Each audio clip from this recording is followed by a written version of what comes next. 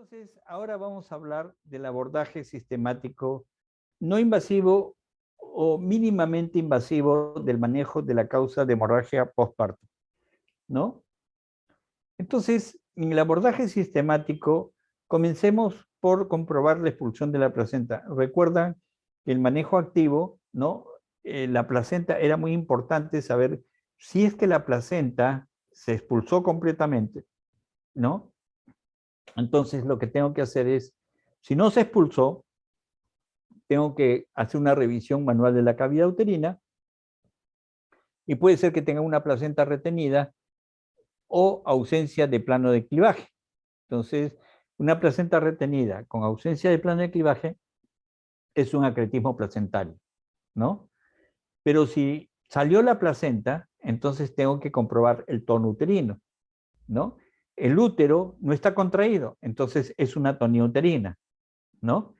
Porque muchas veces la placenta no salió, no, o salió incompleta, ¿no?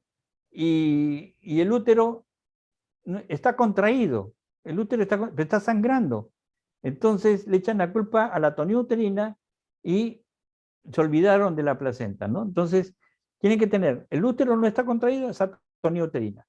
Si el útero está contraído, entonces yo lo que tengo que hacer es revisión del canal del parto, ¿no?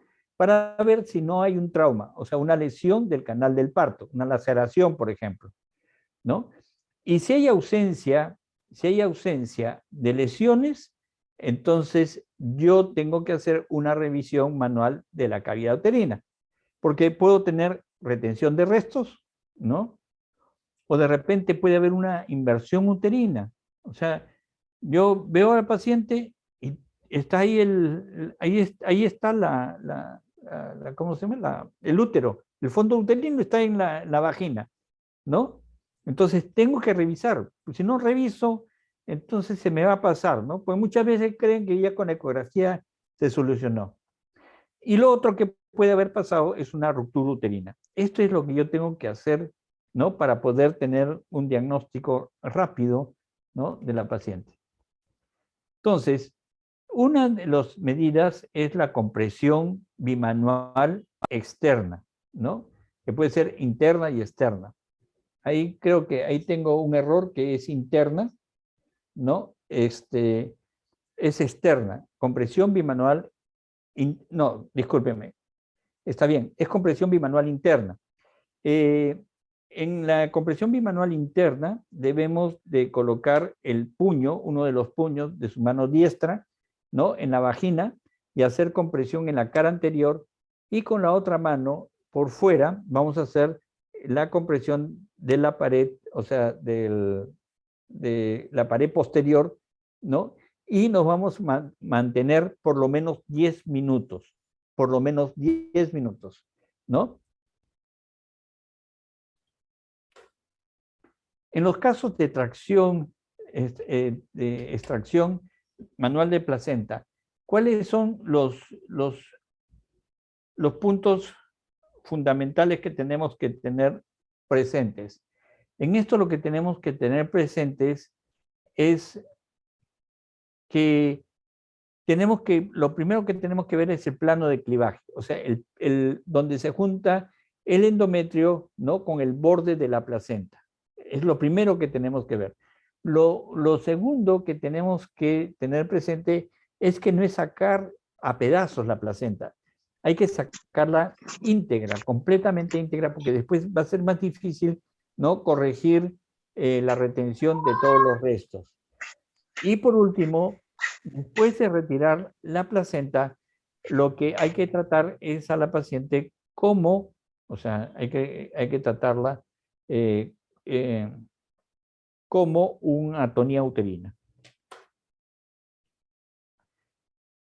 En el manejo de las laceraciones, ya sea cervicales o sea vaginales, recordar que siempre el primer punto debe ir, ¿no? A medio a 1 centímetro del ángulo, ¿no? Por encima del ángulo. ¿Por qué? Porque si lo hacen por debajo, lo que podemos tener es un hematoma. Entonces, se forma un hematoma. En los casos de los hematomas, como ustedes ven acá, ¿no? Cuando un hematoma es de 3 centímetros o menos de 3 centímetros, no hay ningún problema, ¿no? Así esté a tensión, no hay ningún problema. Pero los hematomas mayor de 5 sí necesitan ser evacuados. Ahora, puede ser que yo tenga un hematoma en el fondo de saco lateral, ¿verdad? Es un hematoma de repente pequeño y de repente no está a tensión, pero me está causando cambios hemodinámicos, entonces tengo la obligación, ¿no?, de descartar que sea un hematoma de ligamento ancho, porque el hematoma de ligamento ancho puede albergar hasta 5 litros de sangre. En los casos de inversión uterina, lo fundamental es reconocerlo. Si no reconocemos, no podemos empeorar el cuadro. Generalmente, la inversión uterina, ¿ya?, da un cuadro hemodinámico severo, Es decir, taquicardia, hipotensión, ¿no? Y todos los demás. Pero el sangrado es escaso a veces. O sea, una paciente hemodinámicamente inestable, pero con un sangrado escaso. ¿Y esto por qué? Porque en las inversiones uterinas hay dos shocks que se presentan a la vez. Uno de los shocks es shock neurogénico, ¿no?, en el cual va a producir una vasodilatación generalizada, ¿no? Vasodilatación generalizada. Y por otra parte, el shock hemorrágico, ¿no?, por el sangrado. Entonces, lo fundamental es reconocer. E inmediatamente que uno ha reconocido la inversión uterina, tiene que hacer la reposición a través del cervix. A través del cervix, como si ustedes agarraran una pelota, ¿no? Esas pelotas de béisbol. Entonces, la parte posterior del útero, ¿no?, con los 4 dedos, y la parte anterior con un solo dedo. La cuestión es que tienen que tratar de empujarlo, ¿no?, hacia el fondo, o sea, restituir el cervix. Y luego de restituirlo, ¿no?, tratarlo como una atonía uterina. Advertencia: si la placenta no se ha despegado, tienen que hacer la reposición con placenta y todo. No es que van a sacar la placenta primero, no. Tienen que hacer la reposición con placenta y todo. Ahora, si la placenta ya se despegó, entonces aprovechan para terminar el alumbramiento y hacer la reposición. Pero si no está despegada, es mejor hacer la reposición con placenta y todo. En las medidas compresivas intrauterinas, ¿no? O sea, ¿cómo voy a hacer medidas compresivas intrauterinas? Y esto se hace mediante los balones hidrostáticos intrauterinos. Ustedes conocen estos balones. Tenemos el balón de Bakri, tenemos las sondas vesicales y también el condón, ¿no? También tenemos el de Rush, tenemos el de Senstake Blackmore, ¿no? Tenemos varios otros, pero estos son los 3 conocidos. Fundamentalmente, el de Bakri y el condón son los que tenemos más a la mano. En el de Bakri es un dispositivo de silicona, ¿no? Es un balón de silicona que se llena con cloruro de sodio. Este balón tiene un agujero acá que sirve para que drene la sangre que se deposita por encima del balón. El llenado es más o menos con 400 a 500 centímetros cúbicos, que es, ¿no?, el volumen del útero después del parto. Y opcionalmente se coloca una gasa para evitar que se devuelva el balón.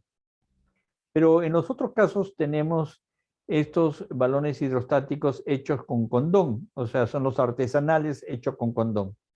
Ahora, un balón de Bakri está costando más o menos entre 600 soles, ¿no? Y un balón hidrostático condón solamente estará costando pues unos 6 soles, un poco más. Entonces, El condón, ¿no? Se inserta, es taponamiento, se inserta el condón y se infla, ¿no? Para que ocupe toda la cavidad uterina. ¿Cómo se arma este condón? Este condón se arma con una sonda Foley, ¿no? Una sonda Foley, dos condones. Uno de los condones, ¿no? Se desenrolla en la sonda Foley, pero no tienen que desenrollarlo todo. Solamente basta con 8 centímetros de desenrollarlo. 8 centímetros o 10 centímetros a lo máximo. ¿Por qué? Porque si ustedes desenrollan todo, lo que van a tener es una salchicha y no va a ser la compresión en el útero, ¿no? Con 8 centímetros van a tener ustedes un balón como el de Bacri, ¿no? Con el otro condón lo desenrollan completamente, ¿no? Y ustedes van a tener al final del condón un aro elástico, ¿no? Ese aro elástico lo rompen, lo sacan y con ese hacen, le dan a este nivel 6 vueltas. 6 vueltas. No 7, porque si le dan 7, entonces no va a pasar el líquido por acá, ¿no? No va a pasar el líquido por acá. Y si le dan 5 vueltas, lo que van a tener es que va a haber una fuga de líquido a la hora de llenar, ¿no? Bien, entonces, este condón se llena con 400 a 500 centímetros cúbicos de la solución salina, se llena, ¿no? ¿Ya? Y luego de llenar, o sea, cuando ya esté, o sea, pero primero hay que colocarlo hasta el fondo. Luego de llenado, se infla el globito de la sonda vesical de Foley, ¿no? Bien. Importante, cuando se termina ya de llenar con 400 o 500 centímetros cúbicos, entonces se puede poner una pinza para que no salga el líquido, ya sea una pinza de Cray, una pinza de Kocher, ¿no? O también un clamp umbilical. Ahora, ¿por qué yo preferiría el clamp umbilical? Porque el clamp umbilical tiene menos peso, ¿no? Va a tener menos peso, ¿no? Que la pinza. Entonces, menos posibilidad de que la pinza jale a el condón.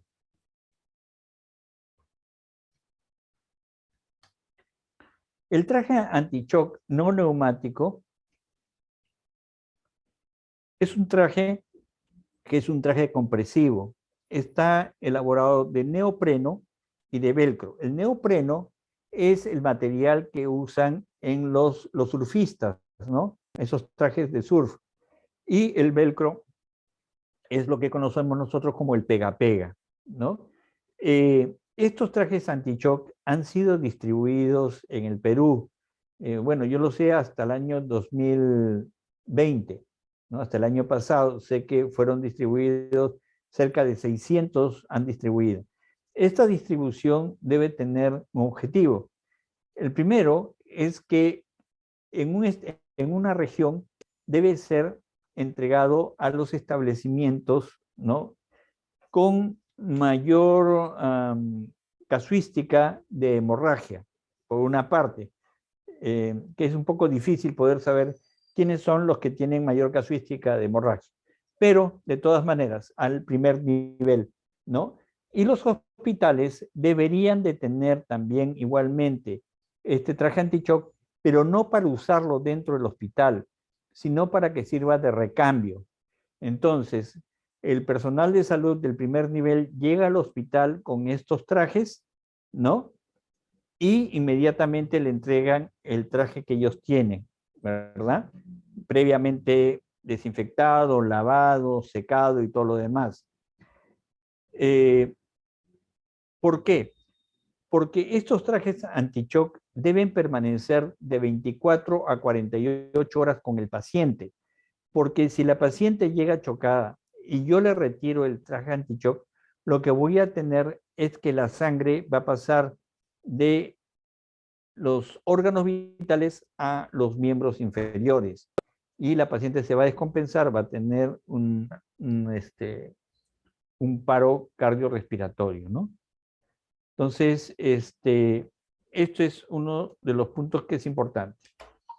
¿Cuál es la base del traje anti-shock? La base del traje anti-shock es que la sangre de los miembros inferiores llegue hacia los órganos vitales, riñones, hígado, pulmones, corazón, cerebro, ¿no? Eso es lo que yo trato de revertir. El traje anti-shock consta de 6 segmentos, ¿no? 3 segmentos pares que van en cada miembro inferior, un segmento que va a nivel de la pelvis, ¿ya? Un segmento que es el número 5, que es una almohadilla que produce una compresión a nivel de abdomen y pelvis, y el sexto que cierra todo el circuito, ¿no? Acá ustedes pueden ver, este es el traje anti-shock, ¿no? Desplegado, y no es un traje anti-shock que pese más de 3 kilos, o sea, se puede llevar, por ejemplo, cuando uno atiende un parto en un domicilio, ¿no? Acá tienen ustedes a la paciente con su traje anti-shock, ¿no? Ya lista para ser referida. Una recomendación, ¿no? Que no está de más, es que cuando ustedes refieran del primer nivel hacia el hospital una paciente con traje anti-shock, coloquen un aviso como este y que pongan ahí no retirar, no retirar, porque lo primero que van a hacer es retirarlo. No, hay que ponerle ahí no retirar, ¿no? Porque si no, esta paciente se va a chocar nuevamente. Por eso que es importante que no solamente sepan del traje anti-shock el primer nivel, sino también debe ser saber el manejo del traje anti-shock los establecimientos de mayor capacidad resolutiva. Y ustedes pueden ver que el traje anti-shock, ¿no? Es lo máximo para la logística, porque miren, en Zambia, este es un traje anti-shock que se ha usado 50 veces y todavía lo siguen usando, ¿no? Todavía lo siguen usando. Entonces, no es un traje que se va a malograr ni nada, sino que nos va a ayudar porque hasta es bastante cómodo y se puede reusar, a diferencia del Bacri, que no se puede reusar, ¿no? Otra de las formas de poder nosotros detener la hemorragia es que ese útero no siga entrando más sangre a ese útero, ¿no? También me puede servir que, por ejemplo, yo necesite localizar el lugar donde está sangrando en una laceración. Me estaba olvidando de algo porque es importante, creo que mencionarlo. El traje anti-shock, ¿no? También se puede usar, por ejemplo, si yo tengo una paciente que tiene un shock hipovolémico y lo primero que va a pasar es que las venas se van a colapsar. Entonces, en el shock hipovolémico, o sea, en el shock hipovolémico, yo le coloco el traje anti-shock e inmediatamente voy a tener mis venas ingurgitadas y va a ser mucho más fácil de buscar una vía de buen calibre.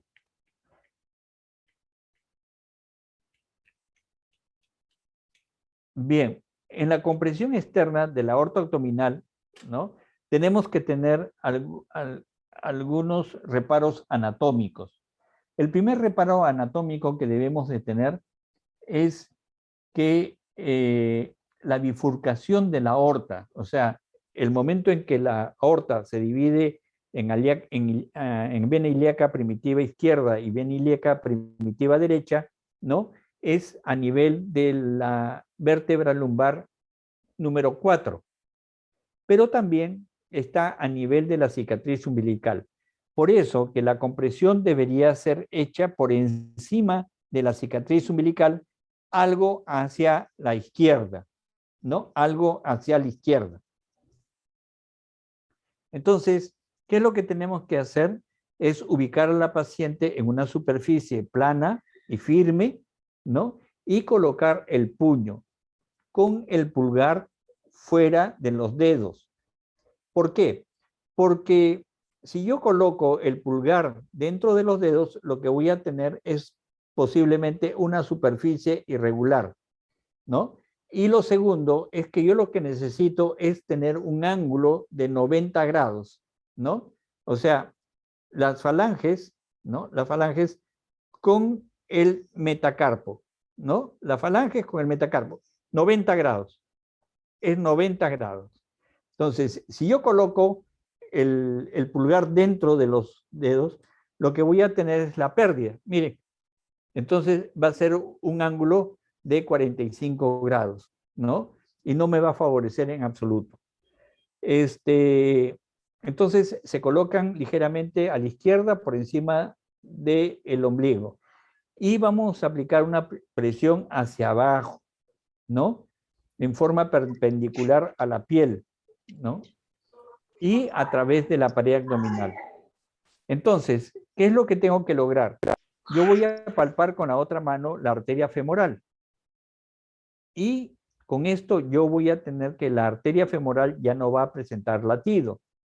A partir de ahí, a partir de que yo no siento latido en la arteria femoral, entonces van a tener que pasar 10 minutos, o sea, 10 minutos haciendo la compresión. Por lo menos deben ser 10 minutos. Lo que voy a hacer es la compresión de la aorta abdominal, la pared abdominal contra la columna vertebral.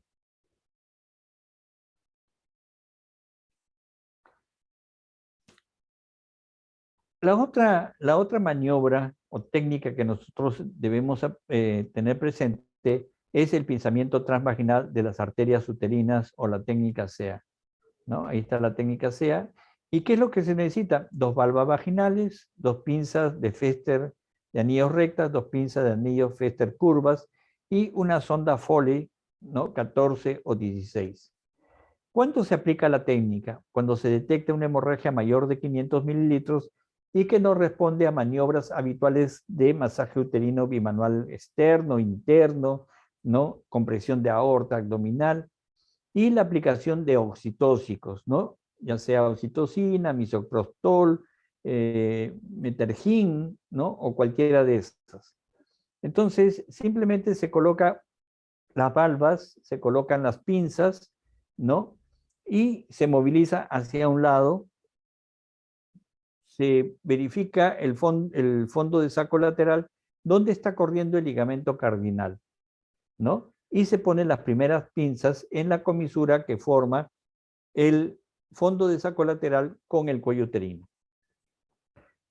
Se hace lo mismo hacia el otro lado y se procede a la colocación también de las pinzas de anillo. Recordar, siempre se deben de tener 2 pinzas de anillo curvas. Pueden ser 3 pinzas de anillo curvas, 4 pinzas de anillo curvas, pero siempre deben haber 2 pinzas de anillo curvas. Cuando ya se han colocado las pinzas, se retiran las valvas y se coloca una sonda Foley para el control de la diuresis, ¿no? Para el control de la diuresis. Y también para ver las características, porque de repente se ha pinzado los uréteres, ¿no? Entonces hay que colocar la sonda Foley. Se tiene que mantener el pinzamiento hasta resolver la causa, ¿ya? En los casos refractarios, por ejemplo, se retira la pinza porque se ve que no hay sangrado, pero se retira y vuelve el sangrado, entonces se pueden volver a colocar. Estos son los prototipos, el prototipo para la capacitación, y este es el segundo prototipo, ¿no? Que se ha colocado en una maqueta, ¿no? Acá ustedes ven lo que se usa es simplemente una bolsa de agua caliente, ¿no? Acá pueden ver ustedes al doctor Francisco Sea haciendo la presentación al residente del INPER de México, ¿no? Acá el doctor Francisco Sea haciendo una presentación en el Hospital San Bartolomé. ¿Y cuáles son las ventajas de la técnica en general? Recordar que la técnica solamente es un torniquete, no es el tratamiento definitivo, solamente es un torniquete. Colocando el torniquete nos da más tiempo, ¿no? Sin poner en peligro la vida de la paciente y nos permite identificar la causa de la hemorragia y dar el manejo oportuno. Puede ser aplicable a cualquier hemorragia puerperal posterior al parto, la cesárea o aborto. Por ejemplo, en casos de atonía uterina, cretismo placentario o ruptura uterina.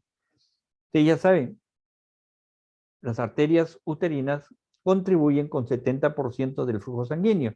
Entonces, en estos casos, la respuesta debe ser inmediata. Y lo que me permite, como les digo, permite estabilizar a la paciente antes de realizar procedimientos invasivos, por ejemplo, una histerectomía, ¿no? Entonces, me estabiliza al paciente. Por ejemplo, si la paciente tiene que ser referida de un establecimiento de primer nivel a uno de segundo, ¿no? Aparte de las horas de angustia que se come el personal de salud, también es la paciente la que sufre, ¿no? O sea, sufre el personal de salud, sufre la paciente. Entonces, con esta técnica se disminuye el sangrado, ¿no? Al referirla. Aparte, esta técnica no es única. O sea, también se puede usar el condón o el Bacri, se puede hacer la compresión de la aorta abdominal, se puede hacer un legrado uterino. O sea, no es única, sino que se pueden hacer varias cosas antes de que la paciente pueda ser referida. Y si la paciente esto ocurre en un establecimiento de segundo o tercer nivel que tiene sala de operaciones, pero piden sala de operaciones y lo primero que le van a decir es, no, no hay sala de operaciones porque está ocupada. Entonces, con esta técnica puedo disminuir el sangrado en la paciente mientras espero, ¿no? Sala de operaciones. Disminuye entonces las histerectomías obstétricas, los ingresos a unidades de cuidados intensivos, transfusiones sanguíneas y, como ustedes ven, deja un espacio entre pinza y pinza, deja un espacio para, por ejemplo, poder hacer un legrado instrumental, para colocar un condón o un Bacri, ¿no? Entonces, tengo mayor posibilidad para trabajar con esas pacientes. En caso de que requiera una histerectomía, lo que se va a hacer es retirar las pinzas Pfister, ¿no? Una vez que ya se llegó a las vías, a las arterias uterinas por vía abdominal.